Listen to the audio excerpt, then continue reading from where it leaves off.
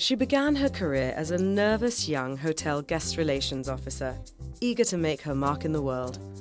With no professional qualifications, she chose to work her way tirelessly up from the bottom, with sheer hard work and perseverance paying off in her rise up the ladder of success. Blessed with a warm, winning and determined personality that was required in her field of work, her name has now become synonymous with the hospitality trade, where she holds the distinction of being Sri Lanka's PR queen. ETV Power Women proudly presents Yasmin Khadr.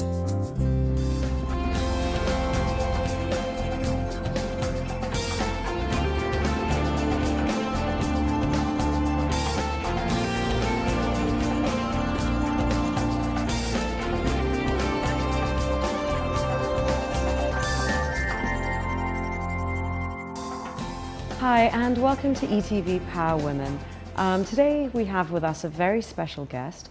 I'm sure she's no stranger to any of you at home. She's been, the public face for many of Colombo's leading hotels. I'm sure you know who I'm talking about. I'd like to welcome Yasmin Khadr to ETV Power Women. Hi Yasmin, how are you? Hi, good, thank you. Yasmin, I know you've been ridiculously busy these last few months, so I'm very glad that you've managed to sort of find some time to come be with us today. I'd like to first of all sort of start off obviously by welcoming you to the show, and also just to ask you, you started working from such an early age. I think you had just finished your A-levels when you sort of got into a career in public relations. Not really. Not really? No. Okay, that's pretty much wrong. married. I had a 4-year-old baby. Okay, before By then, yeah. Oh wow. Okay, sorry. I heard that you'd gone straight in. So you had a 4-year-old. Your daughter was 4 when you started. Yes. And how did you find the sort of experience of heading straight into work?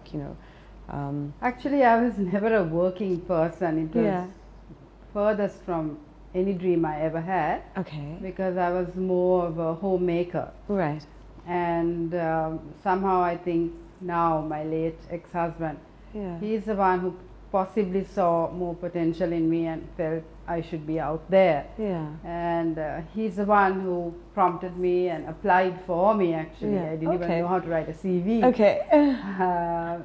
To the then Intercontinental, where they were looking for the first female guest relations officer. But I went through the first interview, then there were 2 more, and suddenly realized I was selected. Yeah. And my final interview was with a very strict Iranian general manager. So I asked him later, why was I the chosen one when you had so many more qualified, more, who had more of the traits that they were looking for. But he said in conversation, he kind of felt that I had the willingness and the enthusiasm to face what they were going to entrust on me. I really didn't know what I was in for. And then, that was the beginning, and I haven't looked back. And it's just been years of progress, but learning every day. I'm still learning. I mean, every day you learn something new. You meet so many people, different walks of life, in every sense of the word. So, I've always had good bosses who've taught me a lot. Hasn't been easy, but it must be incredibly interesting, especially the field you work in. And within the hotels, it just must be, it must be quite exciting. Like you say, you meet so many different people doing different things. You must see a lot of stuff that goes on. True. Actually, at the Intercon, we had good days because tourism was at its peak. We ran 100% every day. My goodness. And there were little kind of hotels all around the city. And I barely sat for a second, and I think the management took advantage of this one female GRO and didn't let her sit. But Mr. Mohoti, who was my then immediate manager, he's the one who did a lot of training and, I think who gave me the right path and the direction to move into what was expected of me. And then from there I moved into public relations, actually while I was at the Intercon. And that must have been, at that time as well, a very new sort of field that had just opened up. So very new. But I must say that with having worked with international chains, Yeah. they gave you the correct exposure. Right. They sent you overseas so that you get exposed to what is expected of you, Okay. to your counterparts in other countries, you know, and So you got a real sort of sense for, okay, and what this public was about. relations for them is a very marketing oriented role. And also you have to work extremely closely with food and beverage people. Yeah. So for everything they sent you out with a, you know, on any food and beverage program. Yeah. So you really had to get involved in that area, all of which was alien on the one hand, even though my inner passion is a passion for cooking. Yeah, that's right. You know, and being a homemaker. So I think a feminine touch to this field it's important, I think. And that's a lot. And of course you have to be somebody who's willing to change, somebody who's who has to motivate yourself, has to keep, you know, enjoying whatever you do, whatever the circumstances, because it isn't an easy ride, or you know, it isn't as, you know, rosy as we make it look. And so when you got into PR, like, you know, I was saying, it was a completely new field. True. And you progressed with it. I mean, you've been credited with being sort of the face of PR, or bringing PR to a new level, I think, in this country. I mean, you know, not only for hotels, but I think a lot of people who have ended up in the PR industry have learnt a lot from what, you know, from you. How'd you take that? Yeah, I know it's a hard one, because it's nice to be recognized like that, but sometimes you have to be that person, you know. You can't expect A, B and C all to have my kind of qualities that every manager or boss looks out for.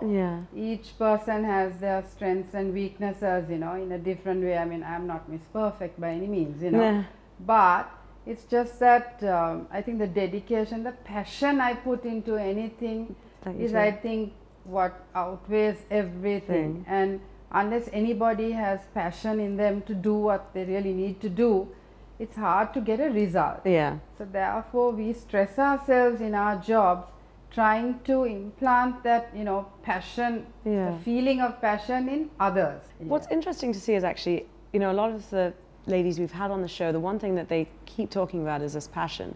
And it just seems without it, like you said, you just can't. You can't, really, you know, because today the girls, the boys, they're so educated. They have masters, PhDs, good Lord, they're full of credentials.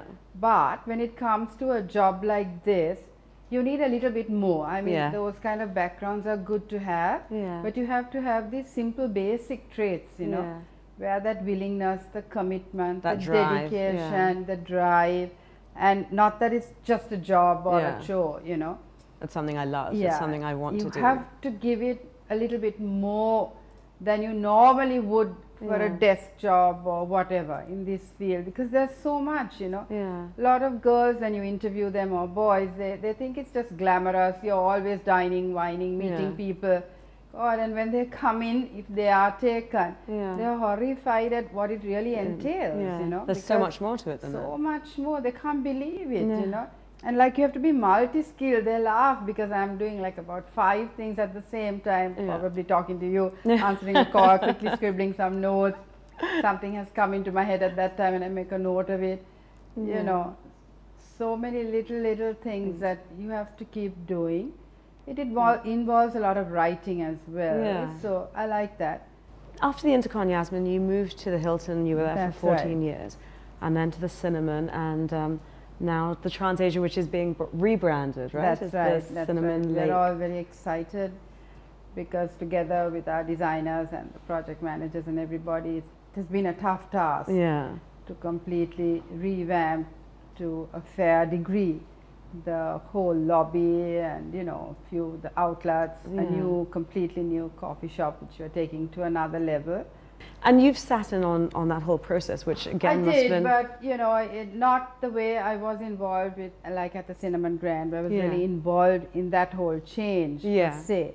But here in our little way, it was more a project-based thing, and so GM and I got involved mostly at meetings and whatever. Because your sort of job per se, I suppose, if you like, has kind of evolved, I guess, as right. people True, have come to sort of... Because from the Hilton, I mean, I ended up from PR as Director of Marketing Communications, because really it's all about marketing and communications, and PR is something where you have to deal with everybody and anybody in the hotel. You know, you need everyone, and they need you too.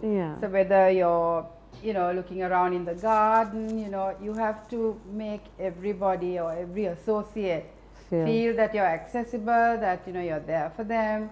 You get involved in staff related things, you know, functions, events, everything. You have to be there kind of, you know.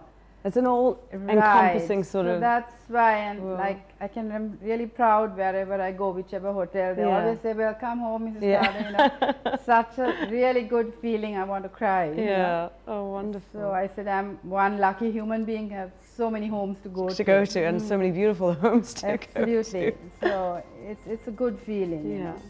Fantastic. Well, it's a really good feeling. Okay, well, don't go anywhere, because we're going to be right back after this little break with more ETV Power Women. We're talking to Yasmin Carter. See you after the break.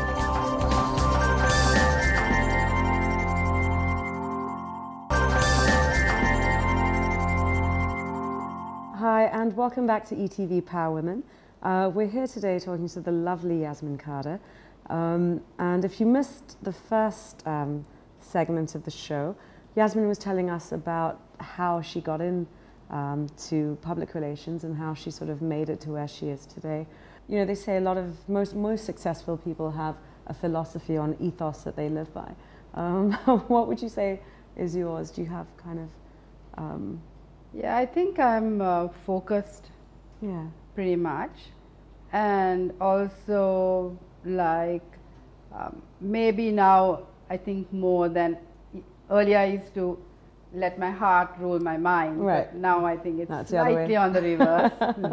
I think it comes with age. I'm very frank and outspoken, sometimes not met kindly, but I've got stronger, I think, and I like to believe in what I do, and I think I'm honest enough to speak what I feel, and which is always a good thing to do. I think you know, so. People you know where they stand. So that's why it irritates me when people don't speak out, you know, and then go whinge, you know. And then, But I prefer to speak out. And then everything's on the table. Right. But sometimes may not necessarily be the right thing. You know, you have to think. I'm a little hasty in coming up with what I have to say, or my action, or my deed.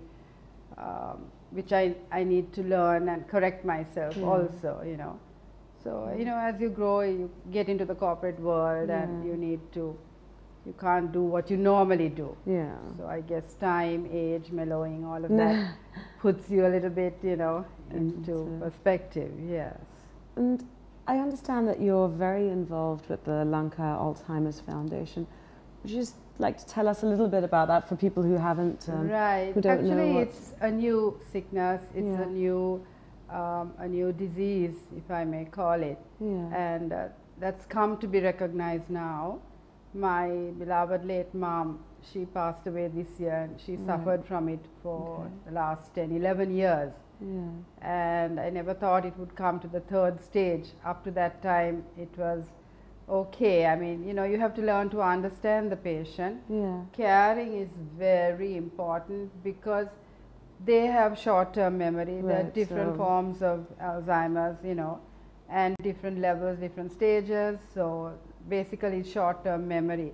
And that can be quite irritating if you don't understand that it's a sickness and that the patient is not necessarily purposely doing it. She'll ask the same question 10 times, 20 times, you know, but you learn. So these are the little things that we do to teach people and to create the awareness about the disease. And to do that over the years, this Lanka Alzheimer's Foundation was set up. And we're just a few people in the executive committee. And we've raised enough funds now to build the daycare dementia center, which is halfway or a little more than halfway up. We were trying to get it open on September 21st, which is World Alzheimer's Day, but unfortunately we can't. and we have a deficit to bridge. You know, our building fund has, you know, over the years we've been really trying to raise enough to have this center. We'll be running a clinic there, meaning for consultation, for families to come and keep them, just daycare only. And we'll have like a library and a game room, and we will give them a day of activity, feed them a nice kitchen, pantry. It's like a home kind of a thing, but no overnight. And then we'll be, you know, hopefully with time, we'll probably bring in a doctor services and all of that. It's very accessible. It's in Punchiborala in Ketabala Mulla Lane. We've got a really nice location, and we've redone the whole thing. You know, the building is from scratch, lovely garden, lovely trees, and it's accessible. People can come by bus. You know, it's easy, very easy to get to. Every year we have a annual memory walk, kindly sponsored by the Cinnamon Grand for the last 6 years. That's right, and 5-6 years, and so that's our assembly point. We don't charge really, we just do a good 5 kilometer in the city with huge placards and banners, and in all 3 languages. And we print brochures also in all 3 languages, and we pass it around. So that people can really understand what this disease is about. You're right. The 26th of September is the walk. It's a Saturday. So we would love to see many people participating. Because the more they come. Today now, you know, earlier Alzheimer's was a stigma. And families are not willing to come out with it or seek our help. But actually Lorraine and her team, we have a nurse, you know, Priya, volunteers, all, and she does home visits. And she counsels the home front and the particular caregiver. So besides this, we do related work as well, you know. And I wish more people would really seek the services that's available, which is done on a totally voluntary basis. Yasmin, apart from doing your charitable work with the foundation, and I know that considering how busy you are, that, you know, it's amazing that you have the time to do that. But when you have your days off and you found a little time to yourself, how do you unwind and relax and just de-stress from everything? I love staying home. I enjoy my home. I love my garden. It's not much, it's a little patch of it. But I enjoy working in it and pruning and gardening and changing plants here, there, everywhere.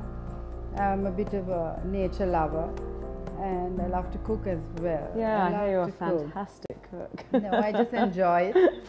I love to entertain people also. I enjoy having friends home and, you know, just casual, whatever. I really love having people home. And you know, I just love staying at home. I can just find anything to do. Morning till night, I'm busier at home than I was at work. So funny, because I'm more tired on a Monday morning than I was on a Friday evening. Because so many things get done, you know, lots of chores, this repair, that repair, you know, the dog, or, you know, something or the other. It has to be done. This breakdown, a tap goes, it doesn't end. Where I live, you get frequent power breakdowns as well, so that doesn't help. It doesn't help at all. It doesn't help at all. Okay, well, we're just going to take another little break, but we're going to come back right after the break. We've got a lot more with the lovely Yasmin Khada, so don't forget to tune back in after this.